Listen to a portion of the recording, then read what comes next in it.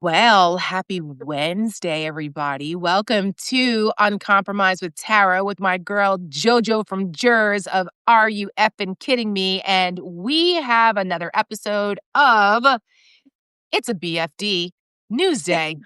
Well, it feels like every day is a BFD News Day, frankly, because there's a lot of big fucking deals happening. But yesterday was, in fact, a pretty BFD day, given that Donald Trump had to actually face the fact that he was going to lose. And he's been Mhm. raging like a crazy person for days because he recognized that he was losing his grip on his MAGA base. And it all was going to culminate with the Epstein vote to release the files in Congress, which happened yesterday virtually unanimously. Who was the one fucking guy who did, was it Clay Higgins? Who was the Yes, one? It was Clay Higgins. Yep, it was I mean, Clay Higgins who says, "I've been clear about my position." I think we should search his internet history. yes. Yeah. Well, let me just say this, okay? To anyone who was willing to run cover or continues to run cover for Donald Trump and pedophile protectors, just best believe America is watching. Oh And yeah. you can best believe that my organization, the Seneca Project, will have something to say about that. Stay tuned. Stay tuned. Because as a women-led organization, there was no way we weren't going to give Mhm. the Epstein situation the Seneca Project treatment, which is coming soon. So if Mhm. you're not following Seneca, make sure you guys are following Seneca. And please Yes, support us at 1,000%. Best political senecaproject.us. content. Yeah, best political content there is, hands down. And I cannot wait Thank to you. see this because I know the fire that you bring. And I know that as a women led organization and a sister organization at the Siren that is co helmed by me, that women are going to be the ones who lead us out of this fucking mess. And by the way, as an aside, speaking of women, uh, I do not like this woman. I cannot stand this woman. I do not agree with 99.99999% of the things that she has ever said. I don't agree with anything she continues to say other than this one thing. And this is hard for me. But I'm going to give props to Marjorie Taylor Greene. I'm with you. It hurts. It I know. hurts. I know. I keep saying, I'm ducking for the asteroid because is it on its way? Because this is just crazy. It's Yeah. crazy that we're actually giving credit to Marjorie Taylor Greene, who sounds like a normal person on these things, whether it's performative or not. Listen, the enemy of my enemy is my friend right now Bingo. for this. Yep. And we believe me, listen, before everybody flips out and Yeah. don't add us, okay? No. We are well aware Yeah. that Marjorie Taylor Greene is still Marjorie Taylor Oh, yeah. Greene. She's Oh, a yeah. wily political operative. Yep. We're not stupid. No. We're still side-eyeing her. She's not invited to the barbecue. But No. but on this issue, she's doing a great job. Look, it it took everything in me to be like, oh, yes, I want to align with Liz Cheney. But Liz Cheney was on the right side of history when it comes to Donald Trump and democracy. So, you hold your nose and you do the right thing because this is honestly about the issue and not the party and not the person. And on this one thing, Marjorie Taylor Greene has been very clear eyed. And I think that the survivors deserve a lot of credit here, too, because they said to her, they embraced her help of them. And I think Right. that encouraged her and buoyed her to be more steadfast. And she has taken some real fucking slack from Trump. And again, I Yes. don't, right. And the origin of this, Ron Filipowski and others have said that it's because Trump wouldn't support a run for Senate.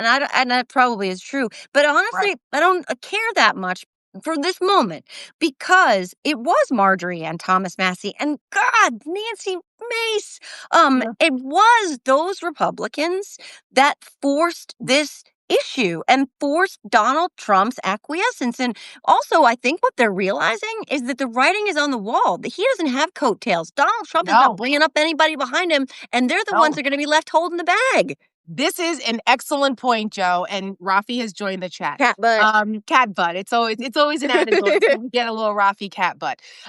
You have made an excellent point here because this is a uncharted territory a little bit for Donald Trump. We haven't really seen this since January 6th, where there are cracks here in MAGA.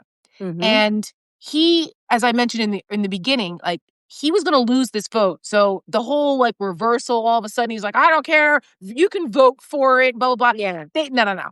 He was facing the political reality that the Republicans and him were going to be put in a box. Either you're on the side of pedophile protectors or you're on the side of the truth and survivors. So Right. that is a really shitty dichotomy. Like Yeah. politically, you don't really want that. And like I said, the ads are already starting to make themselves here for that. So there Mhm. was that part. Then there's the part where you have Marjorie Taylor Greene and that faction of the party standing up to Trump for the first time in I don't know when, and he doesn't like that. And Mm-mm. I said this on MSNBC yesterday. I said my money's on Marjorie Taylor Greene in this fight because Donald Trump is unraveling. Like Yeah. he's unraveling. The days and days of him since last week when he came to the realization that he was losing this political battle, he has been lashing out. What do the kids say today? Crashing out. Like Yeah. we've been watching this in real time, and he's trying to do all these things to distract us from what was happening on Capitol Hill, and the Mhm. fact that his MAGA base is starting to catch on that Donald Trump actually betrayed us and doesn't give a shit about us, and he's over here bragging about ballrooms and his relationships with foreign leaders who are human rights violators and terrible people and murderers and not paying attention to what's happening at home. Yep. Marjorie Taylor Greene is the person that's holding the mirror up to him saying, I'm the America First person. Yep. I don't know what you're doing, but Yep. my loyalty is to the American people and America first. Yep. And he's calling her a traitor now Mhm. and all of this. Like, what are Yep. you doing? You're insulting your own voters about affordability because Yep. you're too busy. You actually are an elitist that doesn't give two shits about your supporters. You think they're chumps and you don't have Mhm. to face them again in your mind. So you can just do whatever you want and tell them to shut the hell, sit down and shut up. I don't want to hear about affordability. I'm telling you that prices are going down. Your life is better and you don't know as well as I do. And it's not working.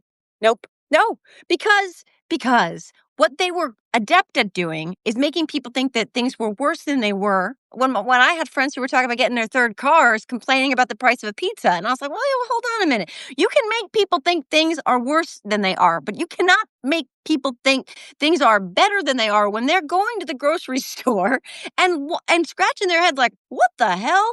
He literally said today that turkeys are less expensive than they have ever been. Yo, it's just he takes a fact and says the opposite thing of the fact. But the thing is, we're not that dumb. Right. I have a video out right now where he thinks everyone is fucking stupid, but nobody is Mhm. stupid enough, not even his most maggiest MAGA, to be like, oh yeah, no, things are going in the right direction. Things are less expensive. Nothing is less expensive. Your groceries are not less expensive. Nope. Your electric bills are not less expensive. Nothing. Your rents, your mortgages, nothing. It's not less expensive. And you can't gaslight people. You can't piss down their backs and tell them it's raining when it comes to their checkbooks and their wallets. You cannot. 100%. Yep. No matter what you try to do, Negative. That's the reality, the reality of the economics, the kitchen table issues, yeah. right? It's the economy, stupid. That will always be true. Mm-hmm. People, you can't, that was part of why the election last year went the way it went, Yeah. except that the economy actually as a whole was in fact Yeah. pretty good. But people weren't feeling it yet because there are lagging indicators with the economy. And so even though inflation, and that's again part of the oh, what's the word? The inability to message things clearly that Oh Democrats yeah. they just lack this. But the fact that Yeah. inflation was under 3% last year, as a matter of fact, it was down to, I believe, 2.4 in Mm. October, for God's Yep. sakes, of last Yep. year. 2.4%. The goal for the Fed is 2%. We were there. It was down from 9% right after COVID when Joe Biden first took office. It was 9% in 2021. And they were able to manage the economy and manage the mess that Donald Trump left us and got inflation down to 2.4% a month before the election. And nobody knew it. They let the Republicans hijack the narrative and lie to the American people. And Yeah. so Democrats don't have to lie. They're telling the truth. The truth is on our side here with this. So, and now you marry the two together, and it's difficult to tell people that they're not experiencing what they're experiencing, especially going into Thanksgiving with food prices. Is just one major indicator. Everybody has to buy food. Uh-huh. And there have been studies about this now. It's that, right? Coupled with the optics, with the Yes. visual optics of not only him tearing down the East Wing, which I don't care, again, how much you love Donald Trump. I don't care how many times you tell every lib you know to cry harder. I never heard one single person, not one MAGA person, not Laura Loomer, not Marjorie Taylor Greene, not anybody say, you know what I really hope he does? I really hope he demolishes a third of the White House. Nobody said that. Right. And there's studies now that show that the pictures of him doing that to the White House, when nobody was prepared for that, nobody was expecting that, and they look really bad, that his unfavorability numbers started to climb. But it's not just that. It's Mhm. you take that and you couple it with him bragging about this gilded ballroom Yes. none of us are going to get to dine or dance in. And then he goes all the way to the Supreme Court to make sure that 42 million people, many of whom, a lot of whom, most of whom voted for him. Right. And then you're like, hold on. Wait. Right. We have the money to be knocking down a third of the White House. We never talked about that. We have the money to be building a gilded ballroom, but we don't have the money to feed the very people who voted for you. And everything is more expensive, and nothing is as clean and or safe as it was. Yeah. And like, this is this perfect storm. We saw this 2 Tuesdays ago when people came across the aisle and said, I do not support this. I did not vote for this. We've seen this in polling for the Democrats looking at the midterms, because the visuals coupled with the fact that he's just rubbing it all in everybody's noses, that Gatsby party, right? People are not Unbelievable. stupid. They're not Have a stupid. Gatsby party in the middle of a government shutdown when military families were standing on food bank lines. Are you kidding me? Like that, you don't Yeah. think that people, even his own people, looked at that and went, "What the fuck?" Right? Right? Like, are you Who listening knows? to us? Like with Fly, are you Yeah. listening? Because you, oh my God, somebody called it a Fatsby party. Quiet, Oh, piggy. yeah, piggy. Oh my God. Again, him crashing out because a woman challenged him and asked him real questions about his bullshit. And he screams at, quiet piggy to a female reporter. By the way, Seneca Project, we just reposted our video from last year called Bully Pulpit Prick, where we did a compilation of Donald Trump attacking female lawmakers and reporters during the first presidency, Yeah. trying to remind women who this guy is. Remember, this is what he thinks of us. Yeah. Okay. Uh-huh. And it's relevant again. He's doing it again because he is who he is and he's never going to change. So Nope. check out Bully Pulpit Prick because Yeah. it's still relevant a year later, which is just a sad state of affairs. But like all of this is going on, and people, what happened to Drain the Swamp? And Yeah. Marjorie Taylor Greene challenging him. This is why I said on MSNBC yesterday that my money's on her, is because she's the mirror to him. And who's more MAGA than her? No one. She basically is saying that she's the one. She's like, I'm not the one that's sending money overseas and palling around with international dictators and doing all Yep. this. That's not America first. I'm not the one who's not who's trying to stop the Epstein files from getting released when you said you promised you would. And I didn't need you to get elected, by the way. So I don't owe you anything. Which Nope. was I was like, wow. I mean, if people didn't see her comments at the Survivor press conference yesterday, I mean, you don't Mhm. want to take away from the absolutely powerful statements from all of those incredibly brave women. My God, they are so inspirational that they Yeah. are banding together and still doing this at great personal risk and re-traumatizing themselves and everything, but to see this move forward. So you don't want to take away from that with Marjorie Taylor Greene's comments, but Yeah. what she said was very politically relevant Yep. in the bigger scheme of things, challenging Donald Trump about who's the traitor? Yep. Yeah. And it's like, Yeah, she said that. She said that out loud. She said, "I was MAGA from day one." She said, and he called me a traitor. And then she said a traitor is someone who, right, focuses their time and attention on helping other countries and not on what's going on here that is not America first. And back to the survivors, one of them was Yeah. on CNN this morning. I was listening to it while I was getting ready, and she's a Trump voter, and she Yep. was talking about how disappointing, to say Yes. the very least, Donald. So Yes. she said that he betrayed them. She used that word, I and didn't even see that, and you know yeah, what I mean? You know that that's been a theme yeah, that I've been using since Donald Trump started taking a wrecking ball to everything in our country, and that right, is something even in our Seneca project, ads and content, we have the constant theme of Donald Trump has betrayed you. yeah, We have an ad coming out for the Tennessee 7 race down there for Afton Bain in Tennessee, the special election that's happening December 2nd, that we are putting the finishing touches on now, that talks about Trump betraying the military. And it starts off with Donald Trump boom. has betrayed you. We're talking to the MAGA folks.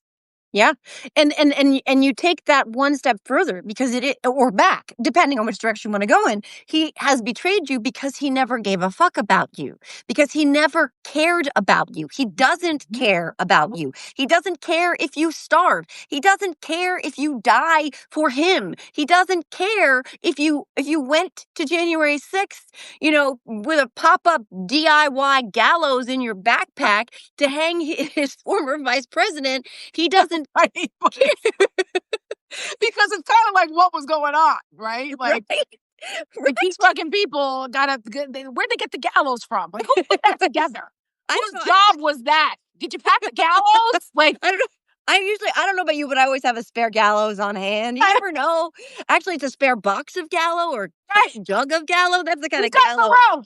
You know, I I'm mean, like, with. it's Yeah, but, like, this is the thing too, and I think, Tara, this is gonna be, and maybe I'm naive, maybe I am naive, but I think in large measure that this is going to help with an awakening for a lot of people. MAGA is fracturing, and whether it's the Epstein yep, files or whether it's him going all the way to the Supreme Court to make sure that they couldn't get SNAP benefits, or whether it's the fact that every fucking thing is more expensive than it was, and he literally promised it was the price of eggs.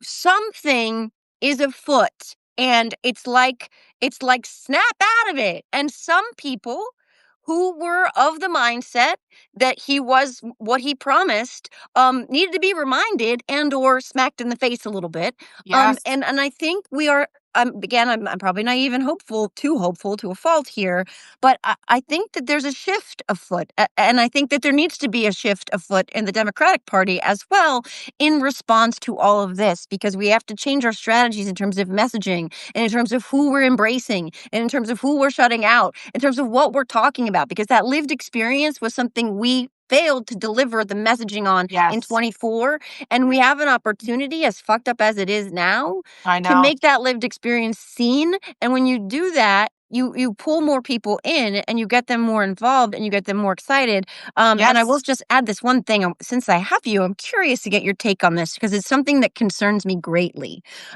We have talked about this offline about Plaskett and others, but oh yeah, particularly as it pertains to Plaskett. yeah, My thoughts on this right now. I saw Jamie Raskin defending Plaskett, having text message conversations in a hearing that dictated questions she asked our friend Michael Cohen.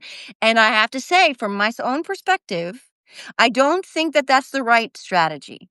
I think that if you abandon the moral high ground here, which it sounds like when you say she was just texting with a constituent, I think you've lost an opportunity, which is fucked up to say again, to be the one that has right on your side. So I'm curious about your thoughts on that. so in the spirit of uncompromised, um, Looking out for more merch, by the way.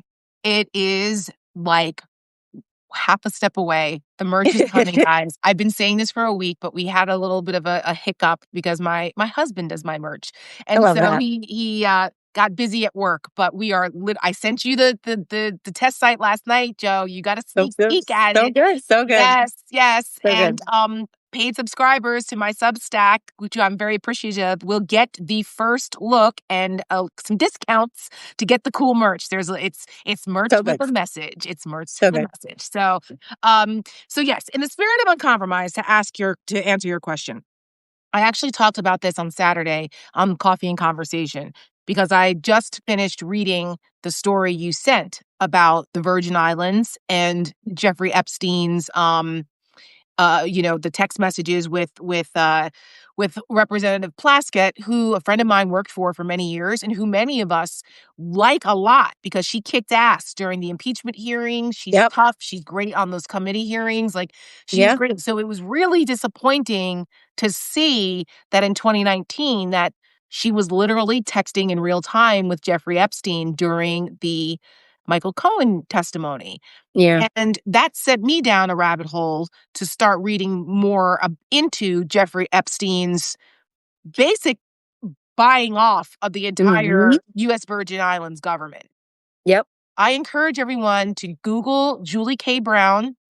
She is the intrepid reporter at the Miami Herald, the investigative reporter who really blew this wide open back in 2018, the whole Epstein stuff when it came up again, and before he got arrested.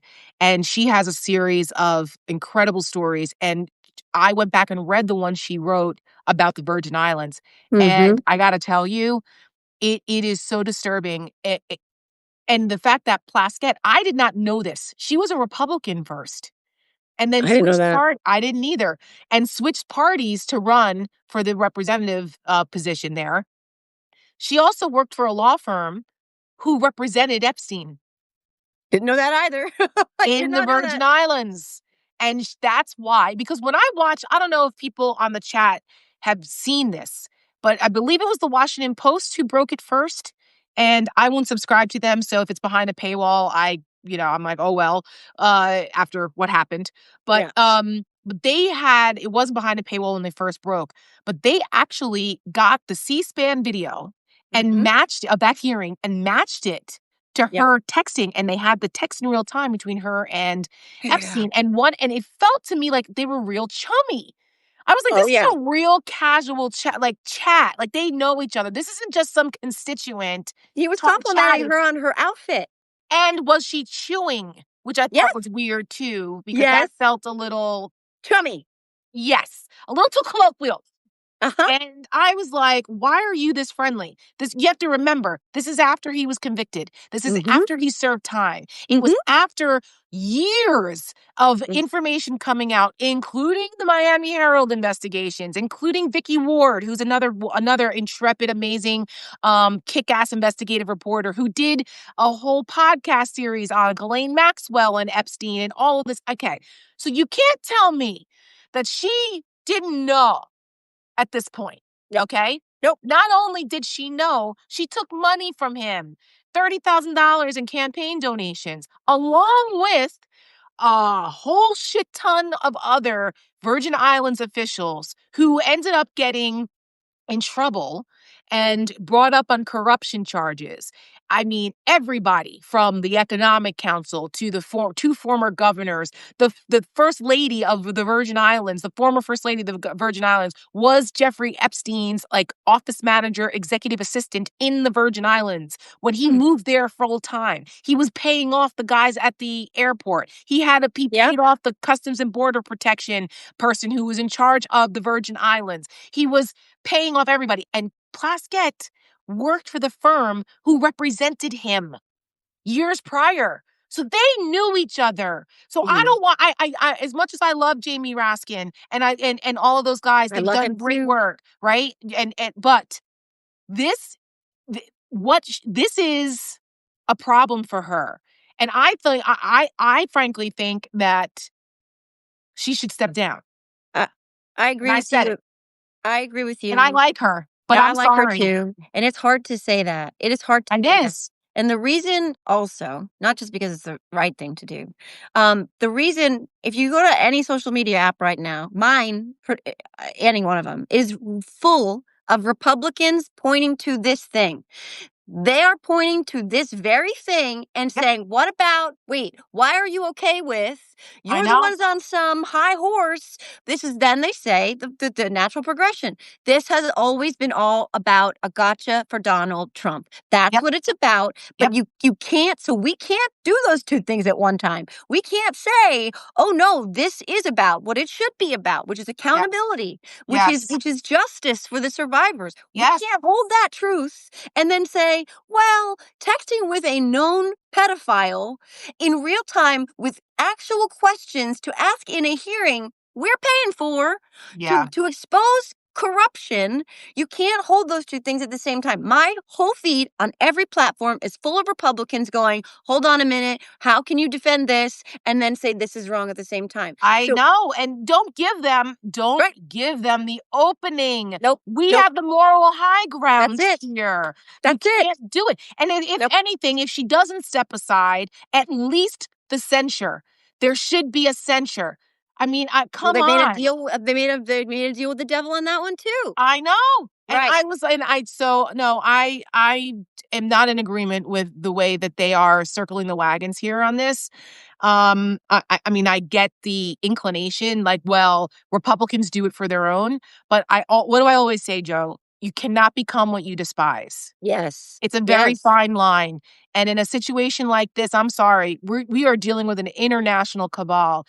Yeah. If a member of the royal family loses their title over their involvement in this and their affiliate and what was going on, and that is just the tip of the iceberg. Look what's Yeah. happening to Larry Summers. Right. Larry Summers Right. has resigned from the Yep. OpenAI board. Harvard Yep. has now opened up an investigation into his time when he was president there and see what's going on. I mean, Yep. it's look, it doesn't matter what whoever is caught up in this, there needs to be accountability. It doesn't matter because pedophilia and associating with it and being pedophilia, sex offender adjacent Right. shouldn't be a Right. partisan issue. No, and that's the irony, right? Like for Marjorie Taylor Greene, Thomas Massey, Nancy Mason, Lauren Boebert, for whatever motivations anyone independently had or however Right. safe they thought they were in their seats, which many of them are very, very safe in their seats. But they did the thing, right? They pushed the partisan nature of all of this to the side, knowing that Donald Trump, the head of this rotten fish, did not want them to. And Lauren Boebert was in the freaking situation room. That's like the most pressure you could probably apply without breaking kneecaps and going Nancy Kerrigan on this shit. But Yeah. like, but they did it. And so Yeah. our party has to put a marker down and say, when we say we don't care if it's our own people that are implicated in all this, we mean that. We have Yes. to have, like you said, that we have to be uncompromised. We have to have a red line, no matter who. I don't care if it's Stephen Hawking's. I don't care if it's Joe Biden. I don't care if it's Bluey. I don't care. Like Yep. either it's one standard for all, or you have no moral high ground anymore. And then I know. and then what? Then the Uh, conversation, right? Like, and then the It's survivors don't get the justice, and the accountability is denied. absolutely. And it speaks to the TED Talk that I gave that is out now. I hope folks please go and check out my TEDx talk. I'm very proud of it. Yeah, And right. it's called Awesome. Is Moral Courage the Revolution We Need? It's stand up or stand by, Yep. right? And I talk about the need for moral first responders. Mm-hmm. And we have to be that. If we don't have it, if we don't have a certain moral compass that is uncompromised, we're in trouble. That's how we got here. Too many Yep. people were willing to turn a blind eye to really immoral, That part. unethical, indecent Yes. shit. And that's Yep. how we got here. Yep. And if we're going to turn this around, we have to set the example. And if that Yep. means a couple people who we like and who've done great work before are sacrificed for it, then that's what it means. Yep. But I just there are ways to handle this better, and I hope that they reconsider. I do. Yeah. And it's nothing personal, like as if I'm like, No. oh, get her. It's just listen, she chose to do this. Yeah. The end you reap what you sow. There are consequences for decisions that are made. Yeah, and I will say that to your point about how this is how we got here, I wrote about that on my Substack yesterday because starting with that quiet piggy, it was that Yeah. silence from the rest of the press corps, right? Yes. That complicity, that acquiescence that's been that's been feeding all of this too. But one of the other larger points I was trying to make, I was thinking about you in particular, because when Donald Trump came on the scene, you were a Republican. You were a Republican. You had the fundamentals of republicanism, true conservatism, and you looked at that and you said, no. That's not my Republican Party. That is Yep. not a conservative.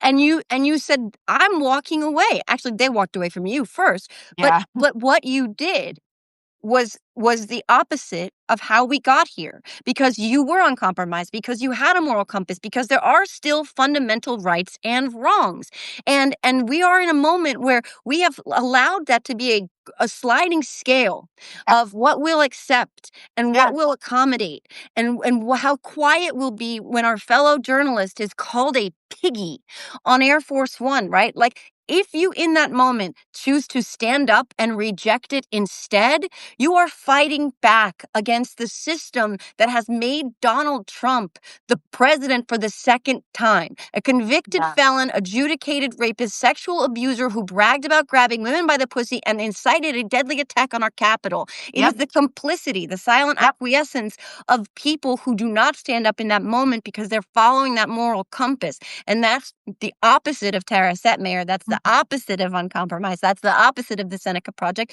And it is how you and I, from completely different ends of the political spectrum, came together, because we had that same fundamental inner compass Yes. that said you still have to do what is right, even when it is hard, especially when it is hard. And that's the challenge the Democratic Party is facing right now on this issue. And I think an Yes. investigation is worth At least. opening. Yeah, at Yeah, the at least very an least. ethics, Yeah, investigation, yeah. yeah, And thank you for that, Joe. I'm humbled by that, and I appreciate it, and it's true. There's a community of us who are out here, which is why, frankly, I started the Uncompromised Substack, because I want people to feel like they're not alone, and yeah, it's not easy. It's not.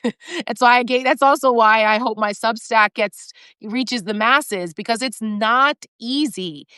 But there are consequences, and really serious ones, when we don't do the right thing. We yeah. cannot be a country of bystanders, because this is what happens. This is what happens. And Mhm. now we have an opportunity to build communities from the ground up, to build a resistance of people who will be moral first responders, that say no, that don't put up with it. And if it's the Epstein files and this incredibly insane saga that starts that opportunity to even break through to the MAGA cult, Yep. then so be it. But we can Yeah. build upon that, and find some strength and hope and solace in the fact that we're not alone in standing up and doing the right thing, and not afraid to call it out, even if it's on our own side. So, Absolutely. And Joe, I know you got yesterday, to run and yeah, pick I up do. your daughter. I Uh, do. I have a couple more things I wanted to bring up real fast, so I'm going to let you hop. Thank you for Okay. joining me, Thank and I you. will talk to you later. Okay. Bye, everybody. Thanks, Jen. Everybody subscribe to JoJo, please, and the siren. I love her. My fellow Jersey girl. It feels good to have the fellow Jersey girl energy. Um, I wanted to address a couple of things, because Joe's got to be mom and go pick up her daughter from school. Can I just ask a question though? When I was in school, I'm 50. Do you remember the pickup line thing, where the parents were like, had to leave a half an hour beforehand to get into the pickup line to pick up their kids? This is like a new thing. I don't have children, so I'm not stuck in the pickup line world. But a bunch of my friends, they're like, "Oh yeah, you got to call me before such and such time. I got to go to the pickup line." I'm like, and I drive by the schools here, and I see the lines like down the street. When did this become a thing? I took the bus to school, or when I could walk to school in junior high school, but I had to take the bus in elementary school and high school until I could drive, or had friends who drove. I don't know. The pickup line thing, maybe it's just me, maybe it's a new thing, but what happened to taking the bus to school? I don't know. Anyway, um, I wanted to bring up a couple things, and a couple more points that JoJo brought up about how this is an opportunity for Democrats. Well, guess what? Newsweek headline today says Democrats open up biggest polling lead over Republicans in 8 years. 8 years. A clear majority of voters would choose a Democratic candidate for Congress if the midterms were held today, according to a new PBS Marist survey. It was conducted between November 10th and 13th, so this is after the November 4th elections. Blah, blah. It revealed that 55% of voters would elect a Democratic candidate compared to a 41% would opt for a Republican. The 14-point lead for the Democrats is the party's largest since November of 2017. Why is that significant? November of 2017 was a year before the slaughter of Republicans in the midterms in 2018. Good sign. In 2018, as I just said, Democrats won more than 40 seats in the House in the midterms. So it is a year away, which is, as we know, an absolute eternity in politics. But this, before November 4th, there was some questions about whether Democrats were underperforming for the party out of power going into a midterm. And they would always use the reference point of 2018 because that was the biggest gain for Democrats in many years in a midterm. And they were saying that, yeah, they're polling behind the 2018 wave. Not anymore. Not anymore. Why? Because people are waking up to what Donald Trump is doing here. And the fact that he's really attacking his own people and that the affordability and the economy is something that everyday people are feeling the hurt. All you have to do is ask folks the question, are you better off now than you were before Donald Trump came into office?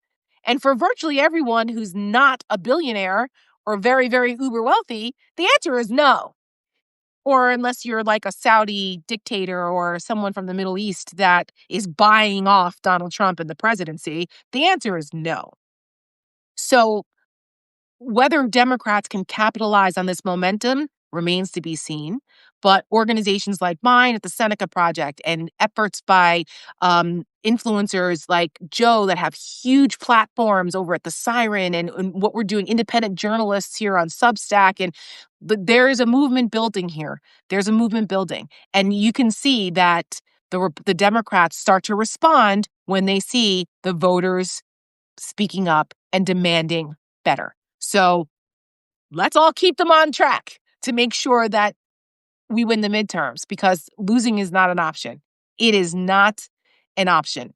We cannot. So we need to make sure that we're working very, very, very hard every day, not letting up, no taking your foot off the gas heading into the 2018. I mean, the 2018. My brain is on the old midterms. The 2026 midterms.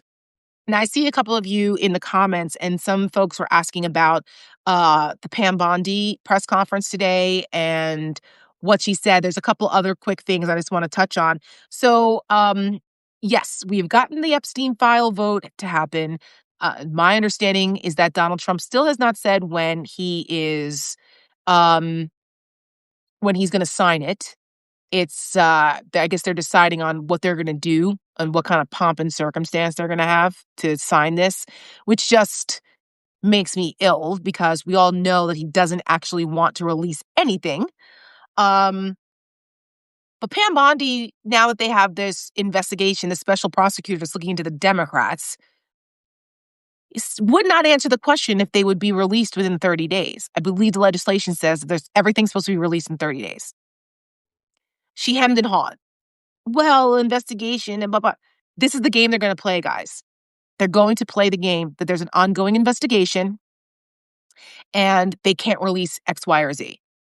Donald Trump didn't just reverse course for no reason. Yes, it was politically perilous, but also they have a plan. Because remember, he's got all of his henchmen there to run cover for him. So that's why we need to keep pressure on this issue. It doesn't just go away because it got passed in the House. Now the actual real work needs to be done of the releasing the files. Now, we may never see them. I'm not so optimistic that we're actually ever going to see the real Epstein files because there's been so much opportunity for this administration to delete them, to manipulate them, to do whatever, I mean, Jeffrey Epstein's brother was on News Nation with Chris Cuomo the other day and said that he heard that they were being scrubbed in some kind of FBI facility in Winchester, Virginia. I don't know if that's true. I have no idea. That's what Jeffrey Epstein's brother said. But I don't put anything past these people. I put nothing past these people. They are the worst. They are dishonest, and they're going to do anything they can to cover their asses. So, we'll see. But that doesn't mean that we can't keep shining a light on this and making sure that people are held accountable for doing the right thing, particularly as we head into the midterms. People need to be held responsible. The end. All right. Thank you guys for joining me today. And we'll be doing more of these lives. Please subscribe if you haven't to my Substack. There will be more content. Juggling many things. So I'm trying to really focus on building the Substack community and giving you guys special content here that you don't get anywhere else. And like I said, paid subscribers will get the first look at the merch. It's coming. I will just say this. The survivors yesterday, between them and Tish James, I was inspired to make a t-shirt called Fierce, Fearless, and Free.